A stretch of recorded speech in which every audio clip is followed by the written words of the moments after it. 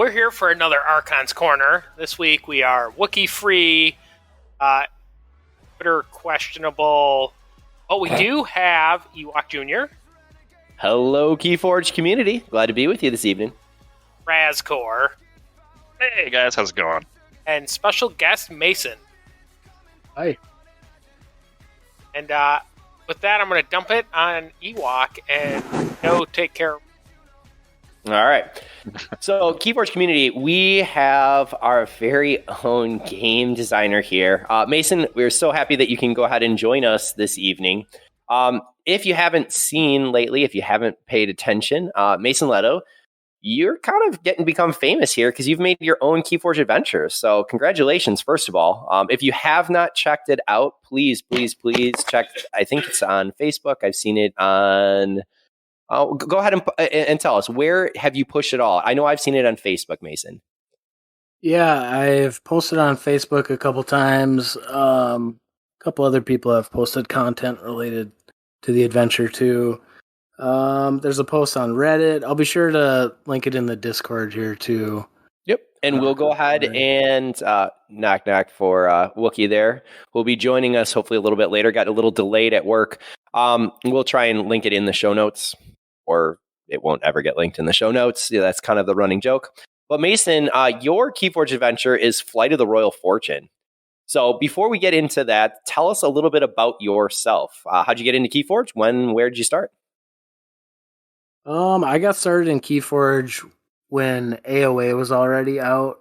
My buddy picked up the starter set, and me and him were trying a bunch of different games at the time. And he convinced me to try playing Keyforge, and I was immediately hooked. After we played that evening, I went out and got 2 decks right away, and then pretty much ever since I've been playing. I'm relatively new to card games. Keyforge was the first in-person physical card game that I've played. But yeah, the genre is just incredible, and Keyforge, obviously the unique deck aspect is really special. And I don't know, I've been at times more competitively minded. Obviously I like trying to make things a lot too, so I've experimented with making content on YouTube a couple times, and most recently with making this fan-made adventure. Cool. I'm going to go ahead and say that, we're always looking for more content creators. So the community is great and very supportive of one another. So if there's any further interest in that, the talent that I see from Keyforge Adventures, I could see that you do very, very well to bring any content forward. Tell us a little bit about, said you're a little bit more of a competitive player. So, where do you typically play Keyforge? Is that at home? Is that in a play group? Where would you go ahead? Where could we run into you in the wild? Well, for a while I was playing locally, doing chain bounds and stuff. Since the pandemic hit, though, that's fallen off. My local store doesn't support Keyforge anymore here in Duluth, which is a shame. But I've had the opportunity to play some larger prime events in the cities in Minneapolis and St. Paul in the past. Before the pandemic hit, that was a lot of fun. And then most recently at Keyforge Live, that was extremely fun. That was some of the most fun Keyforge I've ever played. Other than that, just playing on the Crucible. I'm sure if you play on the Crucible, you've probably ran into me. I'm no Sam on there. Usually I'm playing pretty lower SAS decks, I'd say, or mid to low SAS decks. I just like the ones that are sleepers. They tend to maybe not look that impressive at first, but I like decks that are very coherent and seem to do one thing. But yeah, I love playing Keyforge way too much. Well, so to pique my interest a little bit there. So we say coherent, we'll really try to do one thing. Like, what do you look for? Do you look for certain cards? Do you look for, I just want something that has at least 20 Ember Pips on it? Like, what are you looking for? Curious. So I'm a big believer in playing all my decks. So that's how I discover most of my decks. And then, of course, as you play and you see some cool combos, then, I find myself on DOK, looking up decks, seeing what's for sale, and trying to find like decks that are very cheap but do something really cool. So, Yeah. as far as specific combos, I don't know. I've looked at literally everything. I probably don't want to get into all of the specifics. Oh, don't worry. I think you're in very good company here with both Drascore and myself going down that rabbit hole many a times. I know that I'm probably getting an evil stare from the back of my beautiful wife as to the amount of time that I've spent on DOK. I'm Right. looking at random decks, or she's shaking her head vigorously over on the side. I know that my daughter, as we were trying to get into story time tonight, was like, "Dad, can you please put down that the phone that you're looking at the deck so that we can actually read?" I was waiting for her previous to that, but yes, we all go down those holes, or at least the three of us, I could say. Yeah. But you saying your daughter wasn't like, tell me about a 70 sass one tonight for my bedtime story, Dad? We did not get into that, but she did have her. She did. I will say this, Mason. When we were actually looking at your Keyforge adventure over the weekend, she was one that had come up to me. "Hey, Dad, can I go ahead and play?" And she was really excited. So in the future, I can definitely see being able to play with her and being able to pull it out. So that was really neat to be able to see. And I'll say, I actually got a chance to meet you at Keyforge Live, which was really cool. And you had a version of the Flight of the Royal Fortune there. And so it was really neat to see the work that you had put in beforehand, and then even to see the progress that has happened to be able to get to this spot now. So speaking of that, let's talk a little bit about Keyforge Adventures. If you're joining this cast, if you're new, if you haven't heard of Keyforge Adventures before, I'm fairly certain early 2021 is when FFG on their website had released 2 different cooperative versions. So typically Keyforge is played 2 different individuals sitting across the table, and the goal is to be able to forge 3 keys the quickest, kind of that race component. However, Keyforge Adventures, as we are in a pandemic at the time, if you're hearing this in the future, hopefully it is finished, they have different objectives or goals. And I think that's something that really kind of grabbed my attention as I saw the early 2 Keyforge Adventures that came from FFG. So if you're still interested, I would definitely check out. And the first one was Rise of the Key Racken. And then FFG also put out the Abysmal Conspiracy. Abyssal. Abyssal. Sorry, Abyssal. Yes. Maybe it was Abysmal. Who knows? No, it was not Abysmal. It is Abyssal. Okay. But for Mason and for Drascore, have you gotten a chance to play either of the FFG Keyforge Adventures? I've definitely played Rise of the Kirakan. In fact, I have the Aegis. Is that the name of the company? That Yep. You can print on demand. I have the Aegis copy behind me here. And since you're talking about that, I'm going to throw in a little piece because on Facebook, I just saw that Mason Aegis has actually worked with you, and they're printing kind of published copies of your version, which is Flight of the Royal Fortune. Yep. Is that correct? Yep, they just became available. Yeah, so that was really, really cool. I think that was just even yesterday or the day before. So check that out because they do some amazing, amazing work. It's beautiful. It looks like a standard deck that you're getting from FFG. I will say mine did not turn out as well, but I did color print them and they are laminated. And so they'll last and they work just as well too, which is a really nice component for Keyforge Adventures. And Keyforge Adventures are all free. So FFG, another huge props. During the pandemic, they did not look to cash in. I think there's a lot of people who would enjoy a very, polished copy. But they produced all of this for us free of charge. And Mason, again, now having put this together, how much time has been put into it. Right. But have you gotten a chance to play either of the Keyforge Adventures? Yeah, so when the Keyracken adventure came out, I played it immediately. I think I played it the first day it came out. I was really excited about it. And I'm typically not a solo gamer either. But I just love Keyforge so much that I wanted to try it. So I printed it off and then I played it and I was just really impressed with kind of like you said, the alternate win condition. I think that was what really drew me to it. And then my mind started immediately spinning about the possibilities and how this expands the design space for Keyforge. So the very next day, I worked for like 16 hours straight. I was just completely hooked on coming up with my own adventure. I'm just the type of person where I get like really fixed on something and then I have trouble putting it down.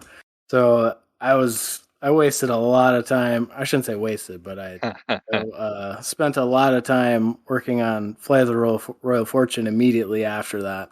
So yeah, and that was a long time ago, and it still took me over 6 months to finish the adventure.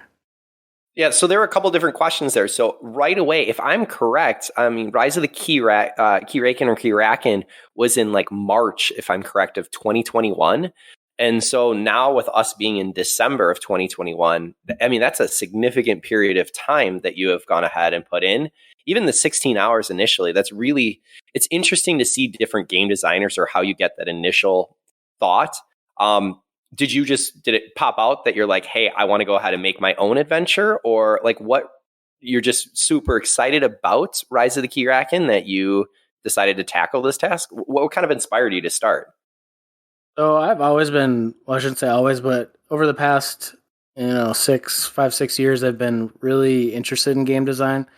So I've been putting together little prototypes and, typically for board games, not card games. Like I said, I'm still, relatively new to card games. I played a lot more board games in my life. So anyway, I've over the years have made my friends play a lot of my really crappy versions of board games, and they've suffered through it. And I've learned a lot over those years, but I had never actually finished a project. So I'd always, work on something for a couple months and then get excited about a different idea and then work on that. And yeah, game design, it's a very difficult thing, especially if you're on your own doing it. But anyway, I've learned a lot over the years about kind of the process and rapidly prototyping and being comfortable with changing things. So Keyforge being already a fully designed game, and then seeing kind of how they tackled this first adventure with the Keyraken, it really laid the groundwork and made it way easier for me to eventually reach a finished product. So it was way easier designing an expansion for a game than it is to design from the ground up. But yeah, the Keyraken was really exciting to me. Like I said, the expanding design space was really cool. So talk to us a little bit about your process. You shared that it took 6 months. You shared that it was a little bit easier to go ahead and you had some previous attempts at this for game design. Have you looked at like where did you actually begin so that you were able to add on with your own Keyforge adventure? Did you pick out the theme right away? Did you go with some of the key mechanics, or where did you go ahead and start? So, well, first of all, where the game is now is the theme is that there's a pirate ship that has stolen a bunch of dark amber, which was the cool new plot device introduced in Mass Mutations, the dark amber, and its interaction with mutant creatures. So this all these pirates, many of which are mutants, have stolen all this dark amber and they're trying to escape with it. So players are tasked with trying to prevent them from getting away and get all the dark amber back, basically. So when I initially started thinking about designing my own adventure, I hit on the dark amber theme pretty quick because it was before Mass Mutation was released. I think a lot of people were wondering like, oh, is dark amber going to be a new mechanism? And then it ended up being more of a thematic thing. So I always thought it would be cool to actually have that mechanism. So I started thinking about dark amber and how it could be implemented as an actual game device. And then, like I said about the alternate win conditions, what was cool about the Keyraken was that you didn't win by forging your own keys. So obviously, I wanted to do something similar where it's a departure from a typical game of Keyforge. So I thought it would be cool to, instead of get amber to win the game, you have to make the enemy lose amber in order to win the game. So that's how the game, I came up with those ideas pretty quickly, and that's been the core idea behind the game since the beginning. And I've designed around that and try to keep that pirate theme and the theme of them trying to escape. And that's been kind of the guiding principle behind it. I think the theme as a whole fits extremely well in the Keyforge universe. I mean, we already have Shadows as a whole house that just wants to steal. And then we also can go ahead and see from our anomalies, this idea of space pirates. So I think that pirates as a whole, it fits in so well. And that's what came across as I was going ahead and reading the rules and then being able to see it. It seems very seamless. So I got to give you a big round of applause, kind of the steam ovation there, because you can see you took your time, you really thought about it. But then the goal being you got to be able to steal all of the amber from these pirates who are trying to get away.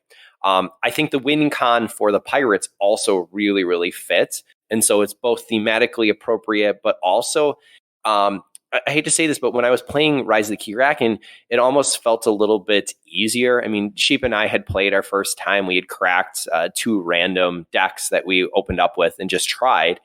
But here, this seemed to go ahead and provide a bigger, you can lose, honestly, on any single turn. And I didn't have that feeling with Rise of the Keyraken. There was, again, nothing wrong with it. It's a different type of game. But you really created this tension right away, which it's difficult to do as a game designer. So that was really neat for me to be able to look at.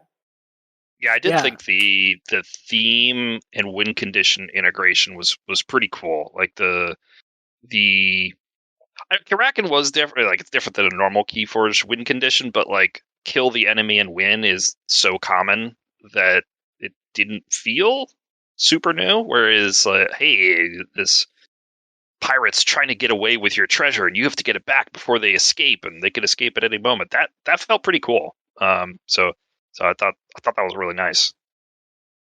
Yeah, and I'm happy to hear you say that, because that was one thing I was really shooting for, was the feeling that every turn mattered, even the early turns.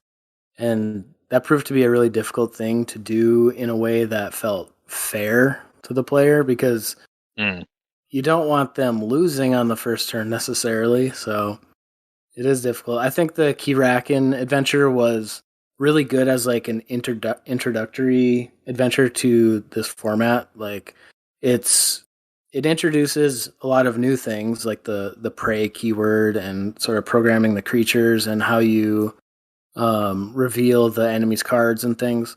And having a lot of new mechanisms, I think, would be make it really difficult. So I think the barrier to entry is a little lower with Keyraken, which is good. And I totally used the groundwork that Keyraken laid in order to add even more new stuff and hopefully not overload the players. I know there is a lot of new stuff in my adventure. So I guess I think it was a crazy amount of new stuff, right? I think, yeah, you built upon it, but then you did cool stuff with Dark Ember damaging creatures, unless they're mutants. I thought that was kind of a fun, cool thematic nod. Mm-hmm. So bring us into next was, looking back with all that you've worked on, what's one thing that you're most proud of from your Keyforge adventure? So well, first of all, just finishing it. I'm really, really excited that I actually finished this one, because, like I said, I've been interested in game design for a long time, but never actually completing a project. And this one was especially difficult too, because I did all the artwork, and that was at the point where I had almost gave up on this one. It was just really overwhelming trying to do all the art for all the cards and being not very satisfied with a lot of them. But I just set my mind on it. I'm like, all right, even if I'm not completely happy, I just need to at least finish this. So I'm proud that I finished it. I'm really happy with the way that I think the theme and mechanisms sort of like harmonize well. I feel like the new things I added, like the dark amber, the treasure chests, the wind, which affects the creatures as well as the ship's ability to escape. I think those things work with the theme really well, but they're also close enough to standard things that already exist in Keyforge where players can kind of digest them quickly, which is good. And then I'm really happy with the way that the deck kind of does something specific, kind of like how I was talking about what I like in any given Keyforge deck that I open and play is I like Keyforge decks that do something specific. And I think that in the Flight of the Royal Fortune, the adventure deck does something specific, and it scales in a way that has kind of an inevitability to it, which is important because you want a game to end at a end eventually. So I like the way that the ship feels like it's getting closer and closer to escaping. So I'm really happy with how that is baked into the design. You mentioned, refining the deck. I mean, before you mentioned refining the rules. I'm curious, what was more difficult? Did you do one then the other? Did you have to iterate back and forth between them? How did that go? So the basic rules, I would say, were, I mean, things did adjust a little bit as they go, but like the general idea was there since the beginning. Like the players win if they get all the amber out of the ship's amber pool, and the players lose if the ship successfully escapes. So that was always like the main thing to design around. And so the rules didn't change too much because, like I said, Keyforge is already a fully designed game with a lot of rules that are not going to be changed for an adventure. So the win condition and the loss condition were the major changes, I'd say. And then it's just a matter of creating cards that sort of foster that type of experience. So the cards, I didn't count, but I've gone through probably 30 different versions of this, and not like all the cards change in between every single version, but a meaningful difference happens between each version. And so there aren't very many cards that were in the original first version of the game that made it all the way to the end. Just probably a handful of them. So the cards definitely changed, and getting that balance just right, like how many copies of, a specific pirate creature are you going to throw in, because sometimes you want a specific effect to appear more often than others, or maybe you want this creature to feel kind of surprising when it shows up, and you haven't actually seen that one before. So yeah, those types of changes were constant. And even today, if I was to release an updated version, I already have like 2 or 3 changes I would make to cards and their wording. But this came out like last week. Yeah. Right? So you're still going. Yeah. But I think I'm not going to, yeah. Okay. Okay. Done with it. Yeah, I think that's part of being a game designer, is that you're always thinking and kind of looking at it. That was interesting to me to be able to hear. There's a ton of work, Mason, that's here. I mean, if anything that would separate it from the original 2 Keyforge adventures is that maybe the artwork, I can see a difference. But right. I'm going to tell you 100% that if it was anyone on this podcast, we're going to give you some stick figures. And so we might even have a person arguing, well, I don't see any artwork. So I think that you do such a nice job. Like, honestly, I would not have been able to put this together because there would be no images there unless we're pulling it from Google. So, congratulations on that. I think I'll tell you what, there were, if you would have been on the playtesting group, you would have seen those stick figures, because that's what they were for most of the time. And I'm fine with that.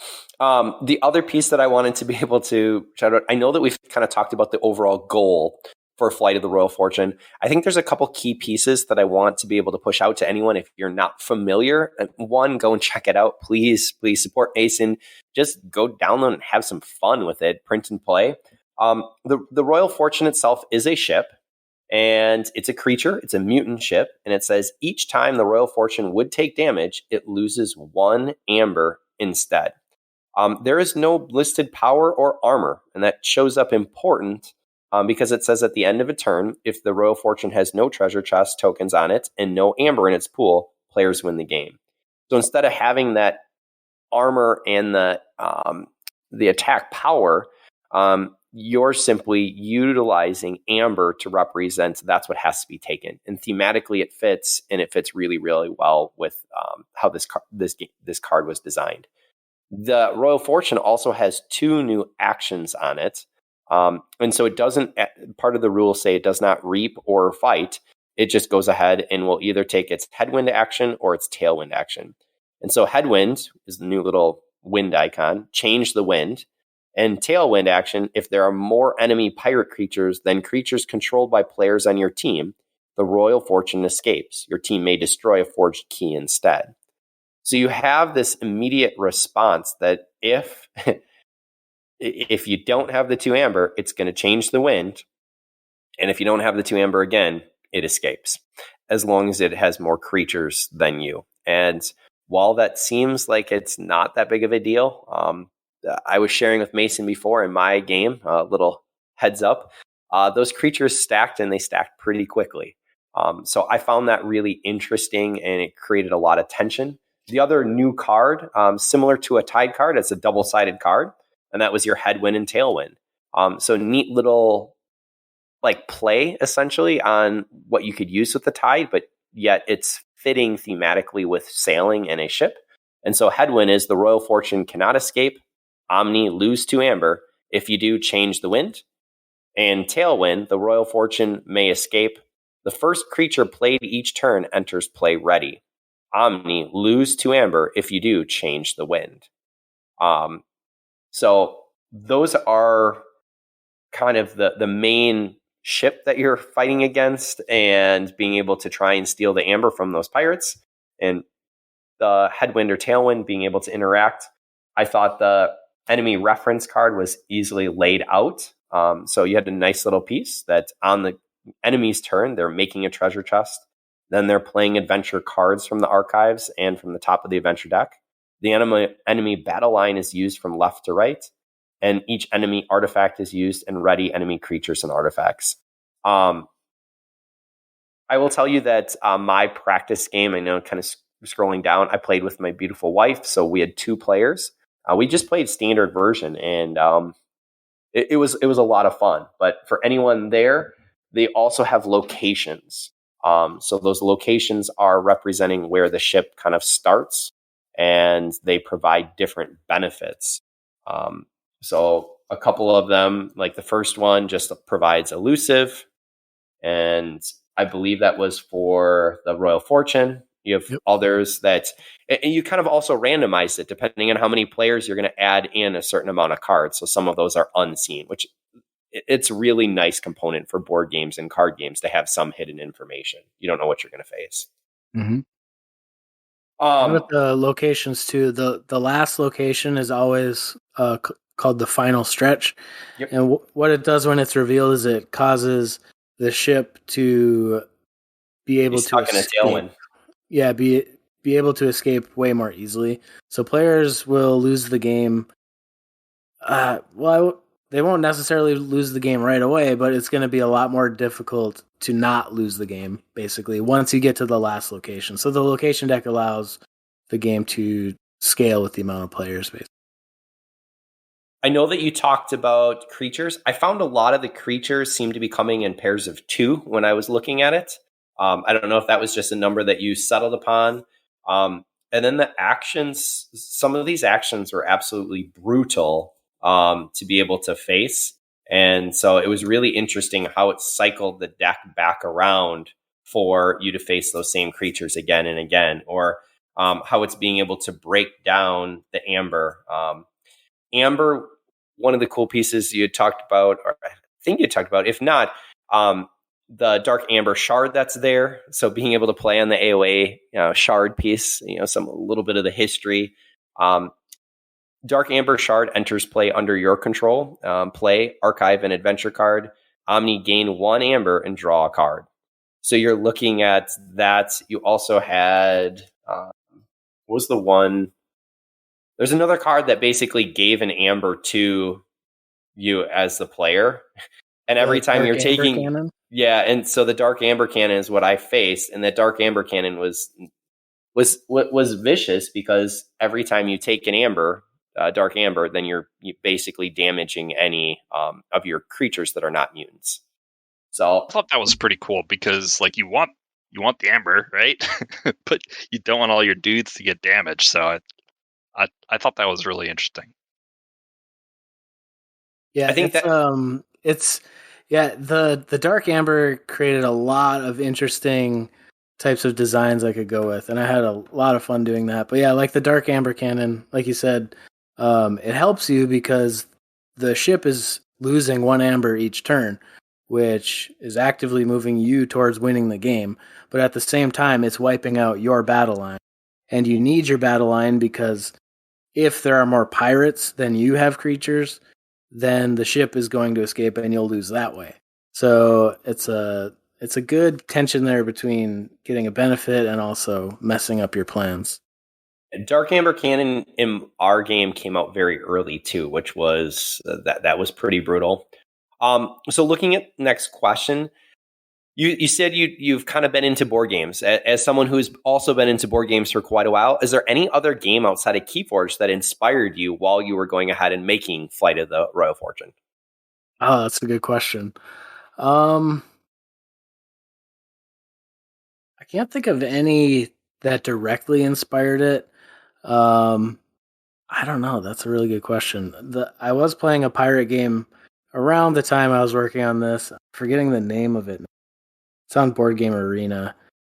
Yeah, I can't remember. Mostly it would have just been a thematic kind of inspiration.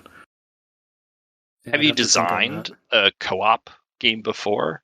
No, I hadn't. And that was really fun with this one too. I think with co-ops, there's challenges that come with it, but there's also, it's almost easier in some ways, I think, because the players to some extent they have to take some responsibility in their gameplay experience. Like if you bring your 100 SAS deck and play on, easy mode, then you can't really complain about the experience you had. So like if somebody thinks it's too hard, well, I mean, you just have to bring a better deck or lower the difficulty. So you kind of get away with a little bit of that.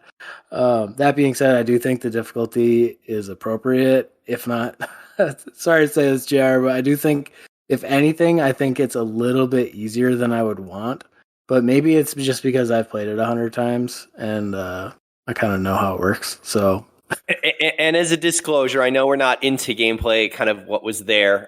Both my wife and I ended up sitting down. I grabbed the second deck that I ever opened. So both of these were Coda decks. Both of them are not great by any means. One came out as a 64 SAS. The other was a 65 SAS. To give you an idea, we have Heat Tanker, Theater Patron. And this one comes across with logos Sanctum and Shadows. It had a triple Dexter. Double Titan mechanic. So yeah, we'll stop right there because Sheep was already harassing me earlier but that's the second deck I had. And I'm like, I haven't played it for ages. And I'm like, you know what? Why not? And I actually brought it out because my wife brought her favorite deck, which is Mage Dutch Offidus and Sanctum Shadows and Untamed. That one had a little bit more ability and kind of what was going on. Full Moon Key Charge, Double Witch of the Eye. I will actually say that together between these, there were 3 cleansing waves. And so that actually provided quite a bit of amber generation when facing it. But they're also Coda decks. And, my deck, Heat Tanker, had 14 creatures in Coda. And that would be one of the pieces coming back if you wanted to, I guess, miss out on cover those ears for anyone who's not interested. But I would probably, I want to definitely see what the impact is with or Worlds Collide, where I just have more creatures, because I think that would be a much easier battle versus what I was facing. What I was facing was just uphill. Dark Amber Cannon came out almost immediately, and it was with limited creatures and the need to recur.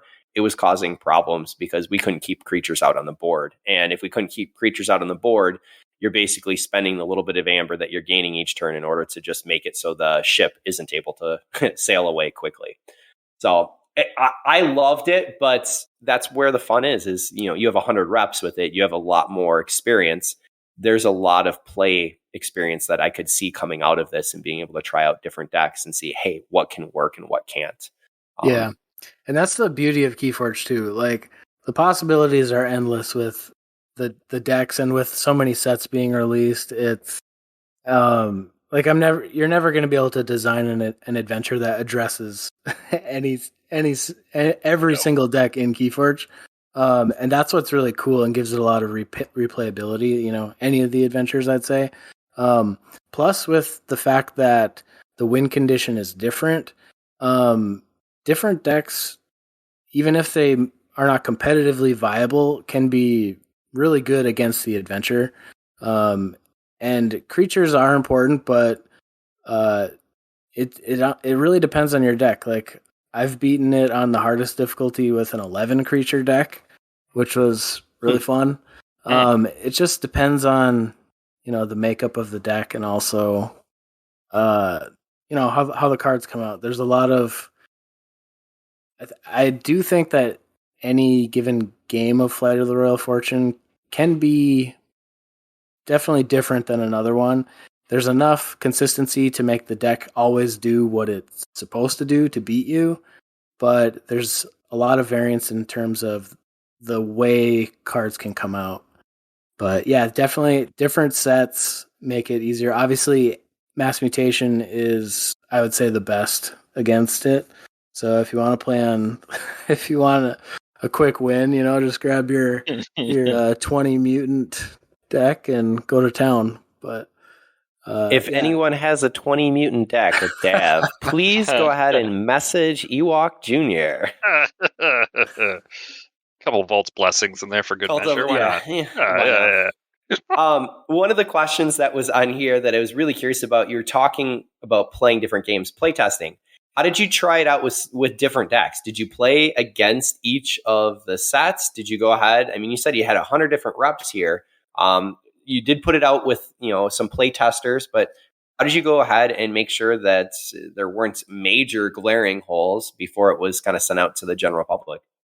Yeah, so before I got my first round of playtesting with other players, I played the crap out of this game through the first, it must have been 15 versions at least before I had anybody else play it, I think. And I have a large Keyforge collection, like I'm sure anybody listening does. So I had decks from all sorts of different sets, and I wanted to try different things. Like, okay, let's see how Coda Steel is doing. Let's see how a big, beefy Brobnar Sanctum board is going to do. So you just test all the different iterations and then see, like, are some things...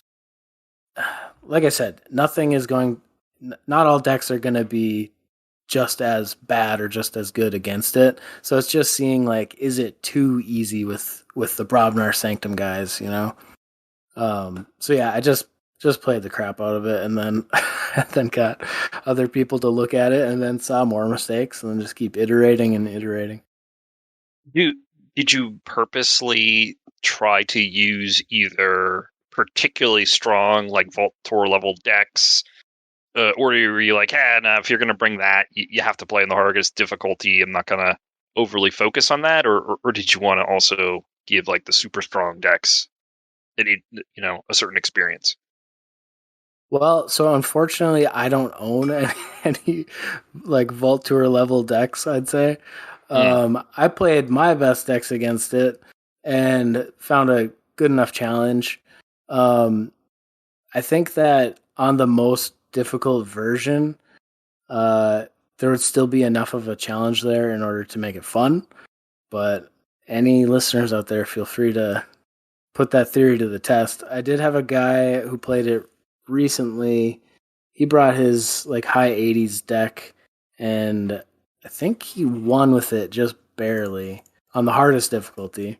So that was a good sign. I was happy to hear that.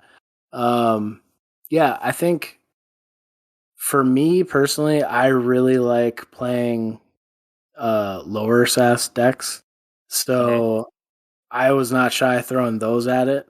And the thing that I enjoy most about this adventure is that the SAS almost doesn't matter because, SAS is designed around competitive Keyforge. And so things like amber generation, amber control, like all those things are important in this adventure as well. But I wouldn't say that they're directly equivalent. So the SAS, I mean, if you've got great cards in your deck's probably great in any situation. But if you're going to play this adventure, I wouldn't count out any of your weaker decks. Like if you have a deck that you never play in competitive, but you really enjoy it, which I have a bunch of those, then I think that my adventure or the official adventures, like those are great places to play those decks. Reversal deck, here we come. All right.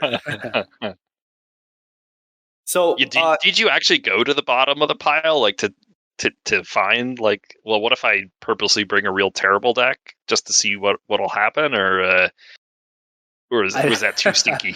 I didn't bring any, quintuple alpha decks against. No, it, okay, but... okay. You didn't bring triple Dexter, which will cycle back to you. So I did not bring that, but that's how degenerate we are. We're good with this.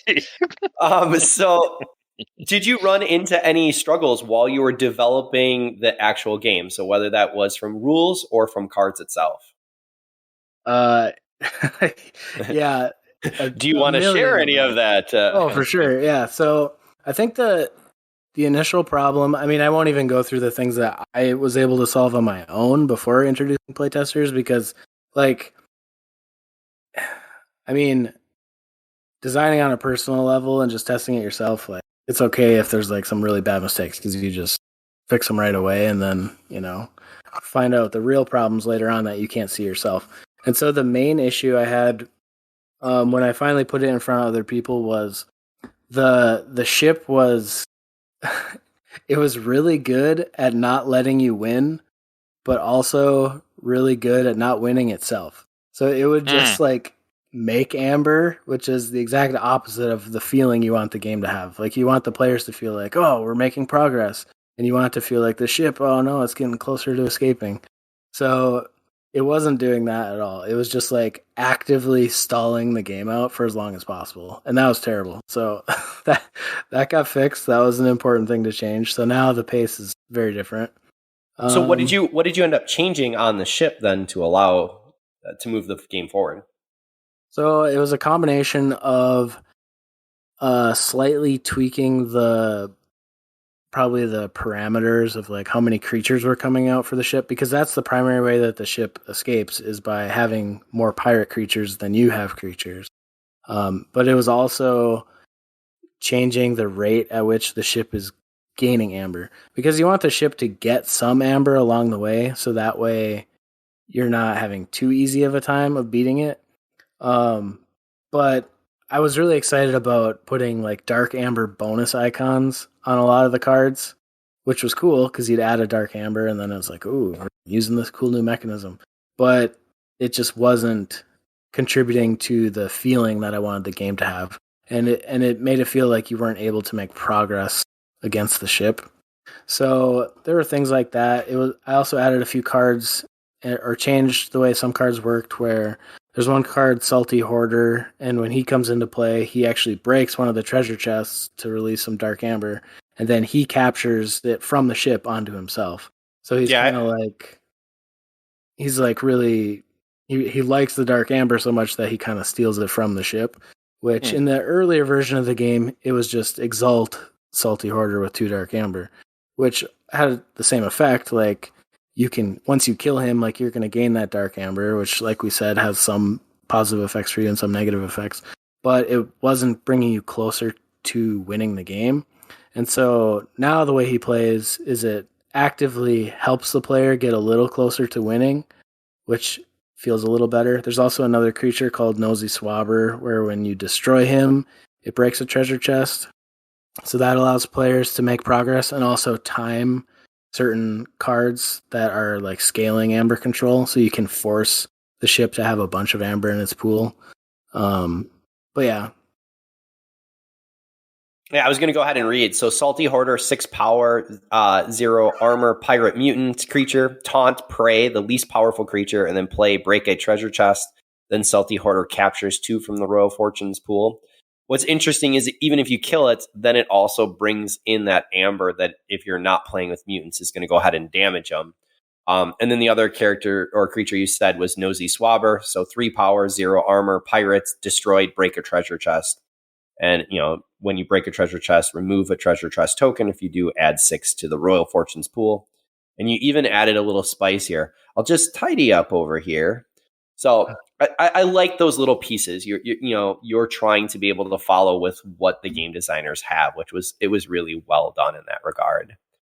I know that Draskar, we got a couple other pieces. I was going to bounce into gameplay experience unless you wanted to tackle any dying questions from the audience or from what you want to go ahead and say. Well, so I did have one more just based on the playtesting thing that was bouncing around in my head, and I guess you don't have to maybe describe in detail, but I am sort of curious if, as you're going through and you're trying to balance, if you found a particular type of deck that was like that type of deck was too strong and you had to change the game because the big Saurian board was just too good against the game. Yeah, so funnily enough, the the first type of deck that I encountered that was too good was actually AOA with Sanctum and Brobnar. Really? Yeah, because and this was a much earlier version of the game. So but anyway, the issue was in AOA there were so many fighting combo effects that could pop off, like the double Grey Rider Gangernaut combo. And when the ship loses an amber if you attack it. And so it was really easy to just high roll your double Grey Rider, fairly early, and then just keep running into the ship. And to some extent that can still happen, but I've implemented a lot more things that make it less OP, I guess. So there are things like you start the game with the ship having an elusive, which makes fighting a little less effective at the start of the adventure. There's more taunts that enter play immediately next to the ship. So once those come out, then you have to get through those bigger creatures before you can fight the ship. There's an upgrade that gives the ship hazardous.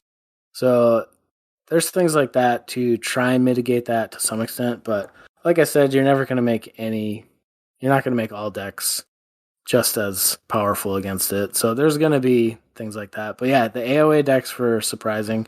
Also, I mean, like I said, MM is just pretty good against it, which I think is okay. Like, it's part of the theme, like mutants should be good against the ship in this adventure.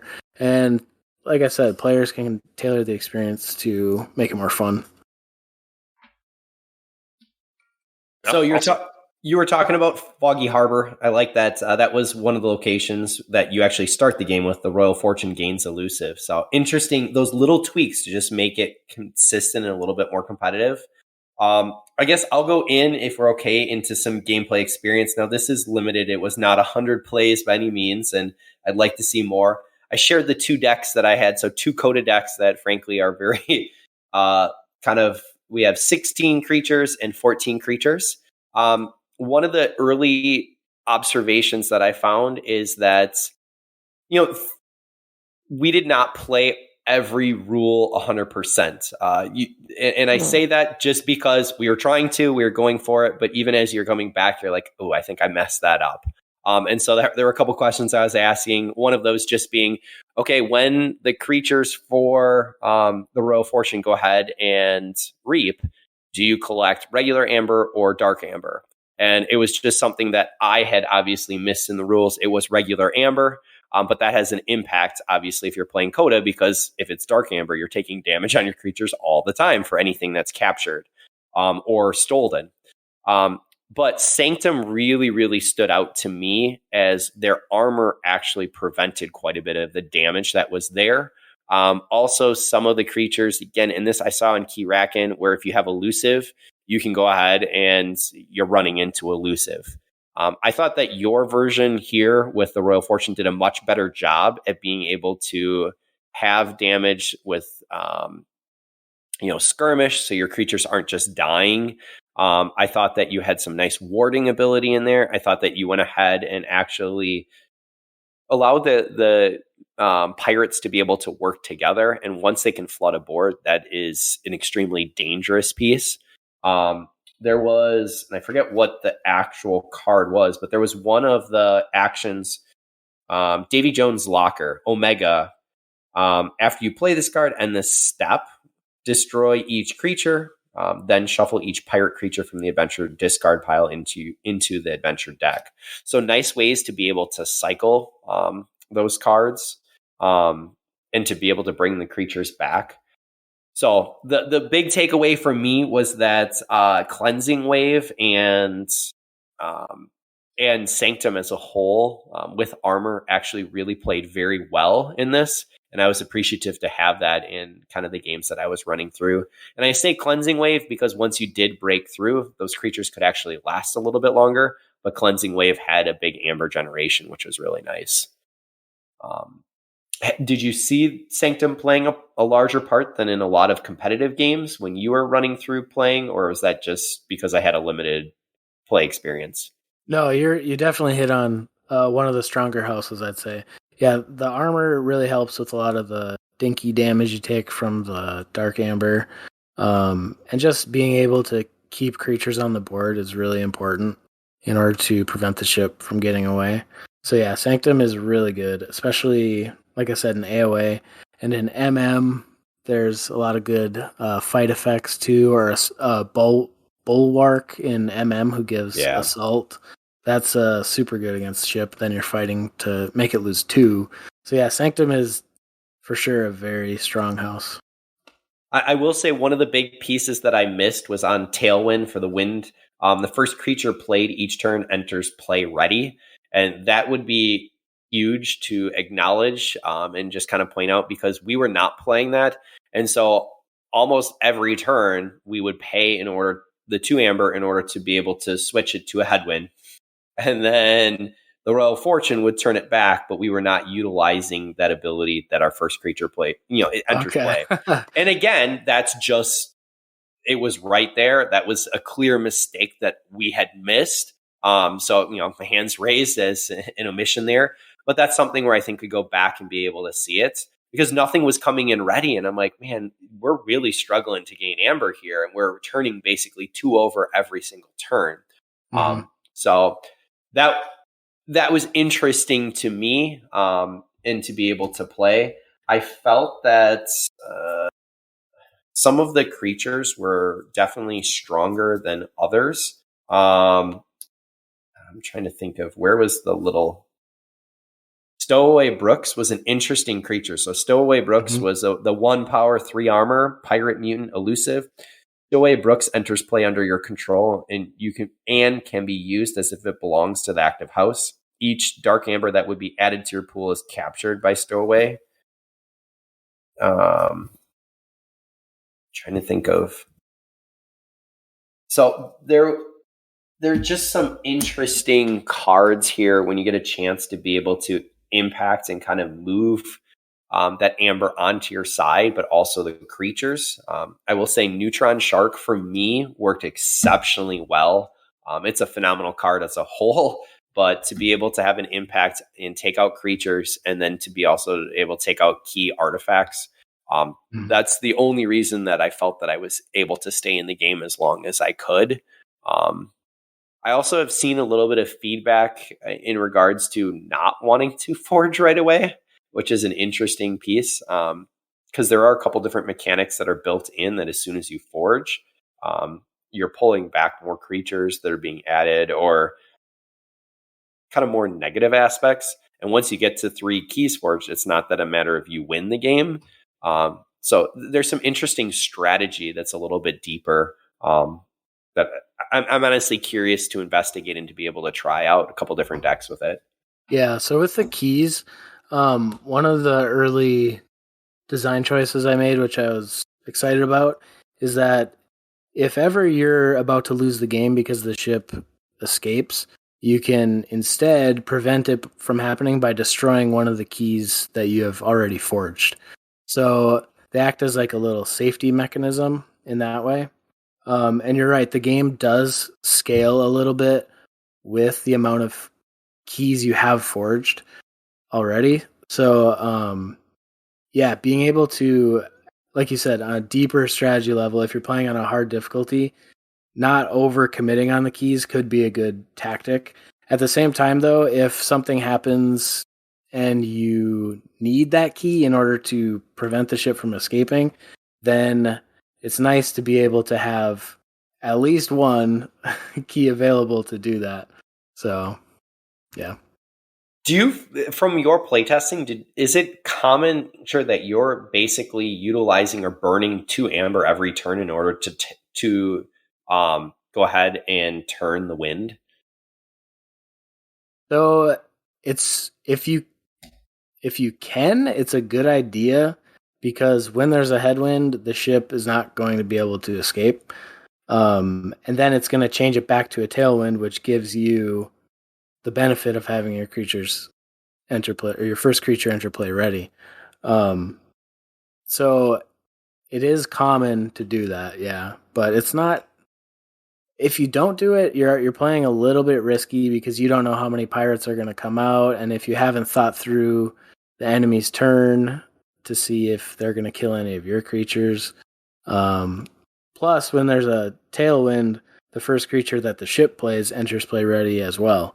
So that is another factor. So yeah, generally having the ship with a headwind is going to help you. It's going to make it harder for the ship, as it would if a ship was trying to sail away.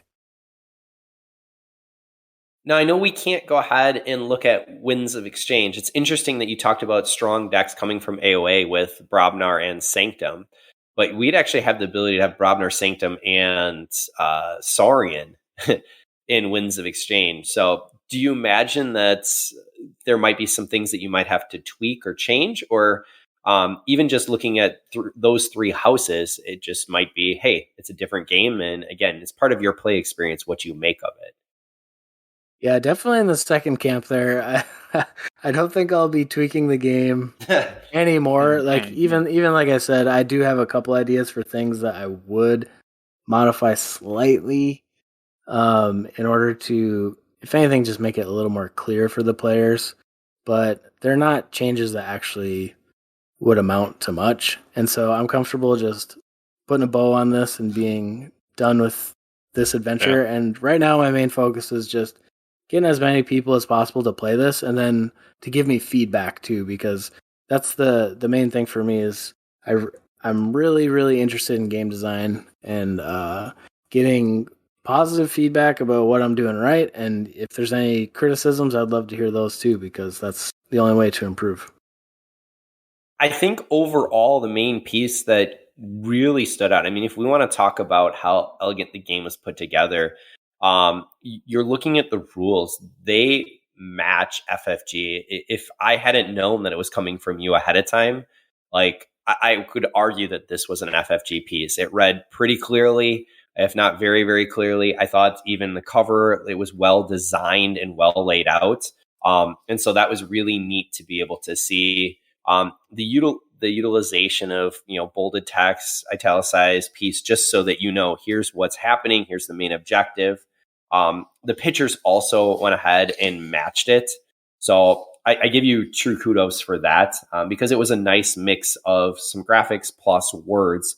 And there was some playfulness. I mean, even in the design for the rules, you have little text there that, you shouldn't need a telescope to find the location deck. Put it somewhere easy to see. So you're being playful with it, which I've seen in a couple different rule books as someone who is inevitably the one reading through rules that when we're looking at board games.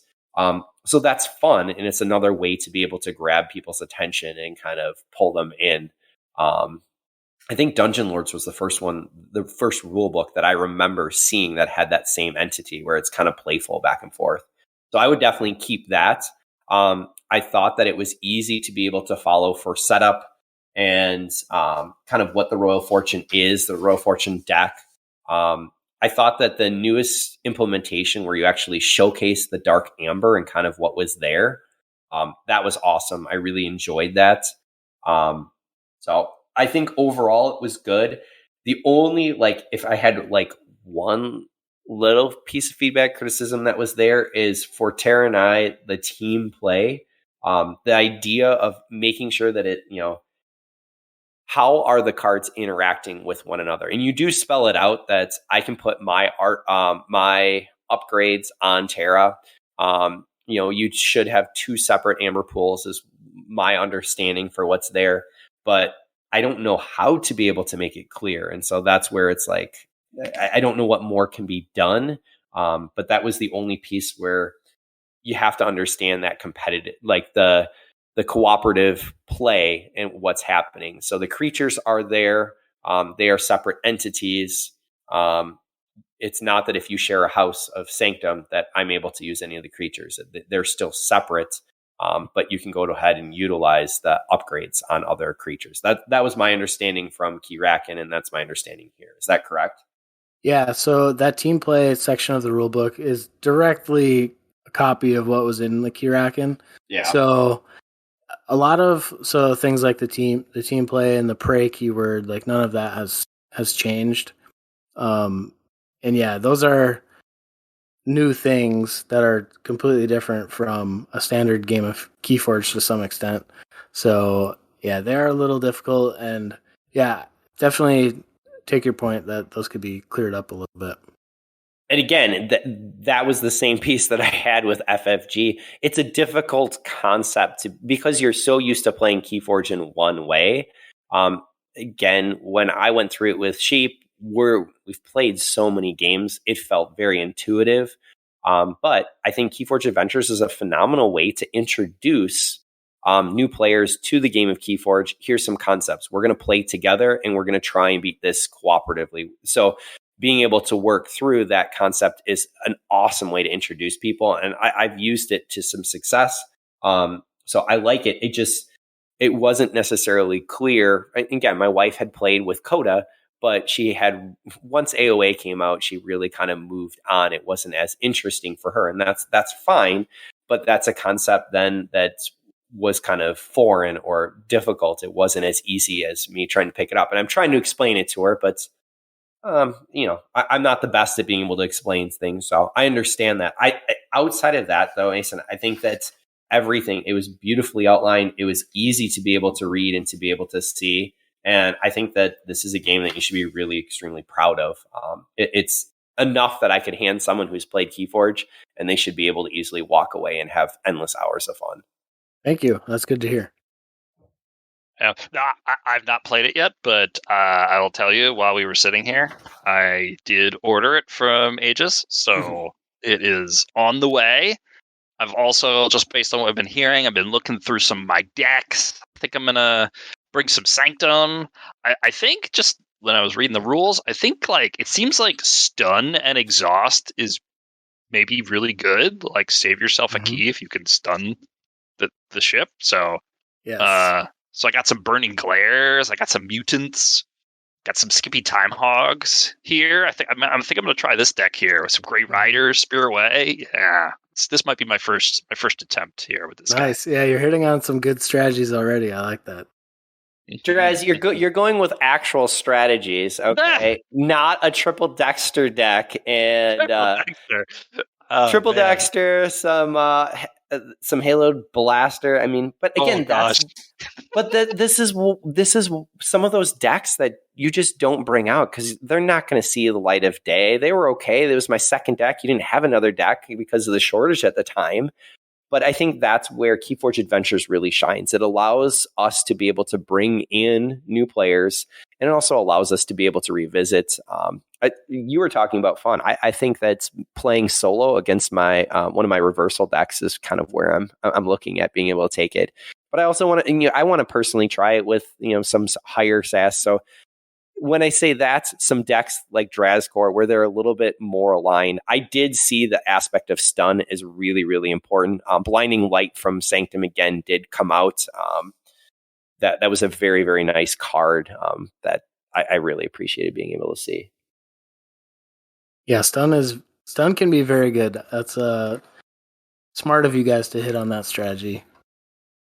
Exhaust too with Dark Tidings. Dark Tidings definitely has its own feel against the too with all the exhausting. Yeah, I could see that. See that be real good. Right. Well, I know that we have been talking your ear off for a long time. I want to thank you for coming on and taking time to share your experience kind of creating this amazing Keyforge adventure, but also just so people can get an idea. Flight of the Royal Fortune, it is out. It follows after FFG's style, but again, it's its own entity, and it is a blast to play. Glad that we could get a little support for Aegis there. I appreciate them supporting you. What else would you like to go ahead and tell our audience there, Mr. Mason? Well, first of all, just to thank all my playtesters that I had again. Everybody listed in the credits was very, very helpful to me. It's impossible to get enough playtesting on your own in order to design a game. So really appreciate that. And shout out to, there was one guy who played it at Keyforge Live, and I didn't catch his name, so I wasn't able to put him in the credits. But if you're listening, forget your name, but thank you to you specifically. Yeah, there were a lot of people who helped me out. Really appreciate all that. And then basically, if anybody decides to play it, like I said before, I really, really would love to hear your feedback and what you thought, what kind of deck you played, and how it turned out. I'd love to hear that. And then finally, if anybody is interested in making more things like this, I do have some more ideas for what my next game design project might be, and it might be another Keyforge adventure. But I don't think I will tackle another one without the help of some other people. I'd rather do this more on a team rather than just being a solo designer. So if you're interested in that, definitely hit me up on Discord or shoot me an email. And yeah, I'd love to make another adventure, but it's a lot of work, so I could use all the help I could get. All right, so you kind of touched on the question that I had there was, what do you want to do next? Could you go ahead and list an email or Discord, and then we can try and link it in the show notes as well, and we'll kind of finish there. Yeah, so on Discord, I'm MMLEHTO number 9469, and then if you want to shoot me an email, it's MMLEHTO@gmail.com. Perfect. Well, I appreciate, Mason, that you, put a ton of time. I know this was time away from the family, your work, other pieces. Hopefully you had a blast with it because it is already bringing joy to myself and I know many others out there. Another shout out to FFG for being able to put together Keyforge Adventures so that we have something to do during the pandemic. And for the greater community, if and when you get a chance to be able to play it, please reach out to Mason, let him know. And hopefully there's some other people who will join you and we'll see future products from you in the future to be able to see other Keyforge Adventures because this is absolutely amazing. So you did a great job, Mason. Thank you. Draz, do you have anything else that you want to say? Otherwise, you get the last words, my friend. Everybody come join us on the Discord. We play Sealed on Tuesdays and Wednesdays. We play Archon on Sundays. It's a lot of fun. Come on out. Mason, you should join us, actually. It's a lot of fun. And it's a good group of guys and gals that get together, have a good time, joke around, play some games. So I encourage everybody to come join us and play some Keyforge. Sounds good. Everyone stay safe and have fun forging those keys and going ahead and stealing dark amber from some pirates. Have a good night. Happy forging, everyone.